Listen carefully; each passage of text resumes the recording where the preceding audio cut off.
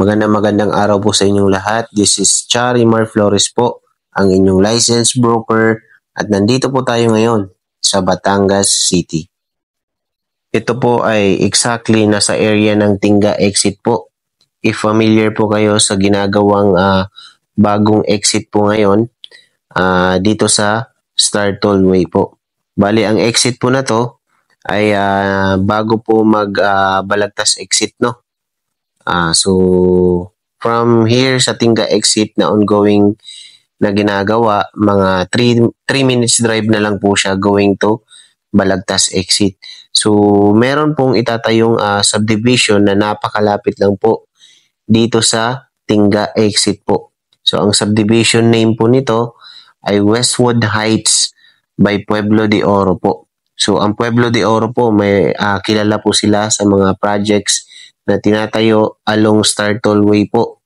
So, meron po silang existing projects sa Santo Tomas, Batangas, marapit sa Santo Tomas exit. Meron din po silang project sa Malvar, malapit sa Malvar exit, and sa Lipa, malapit naman po sa Balete exit. So, ito po yung pinaka-project natin.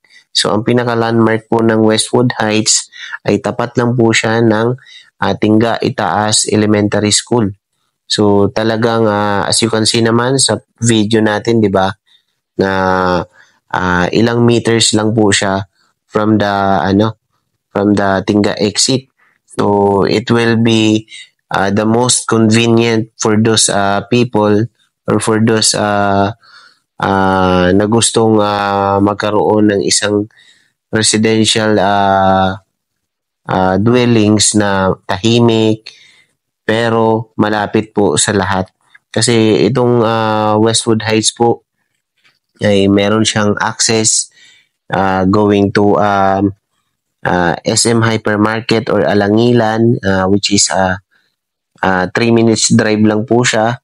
Tapos meron din po siyang access going to Lubo, Batangas, Ponte Pino, and SM City Batangas, and San Jose, Ibaan na mga roads po. So talagang napaka-accessible. So itong nakikita nyo po ngayon as of kaka-launching lang po kasi nitong January 9, 2025. So ito po yung currently yung land development natin sa site po. So tuloy-tuloy po yung ating ginagawa sa site. So, take advantage po, although pre-selling po yung project na to. So, alam naman natin na kapag pre-selling pa, mas mababa pa po yung price ng mga bahay compare po kapag marami na pong nakatayo. If ever na gusto nyo pong malaman yung pinaka-exact na computation sa project po na to, ay i-message nyo lamang po ako sa aking number na nakalagay po dito sa video na to. So, pwede po yung call, text, pwede rin pong Viber or WhatsApp kung OFW po kayo. So, you can also search me through my Facebook account na Charimar Flores, no? So, ito yung ating mga ino-offer na bahay. So, si Lilac ay single detached na bahay po. So, ito po ay si Ivy naman, single detached po. So, ito po, ang floor area po ng dalawang bahay na yon ay 66 square meters. Ang lot area naman ay 110 square meters. Lahat po ng single detached na bahay po natin ay corner units po. Ito naman po yung ating mga single attached na bahay po. So, kapag attached po, naka-firewall po yung isang side ng bahay.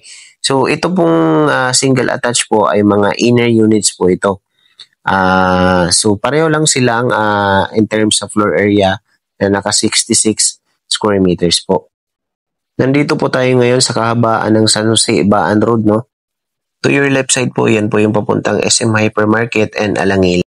And then yung ramp po na to, ito na po yung Patinga exit po. So malapit na po matapos yung Tinga exit po na to, no? So kasabay po nito yung pagpapalapad po ng sa mismong portion ng Star Tollway po. So mapapansin nyo, talagang lumawak na yung Star Tollway po natin.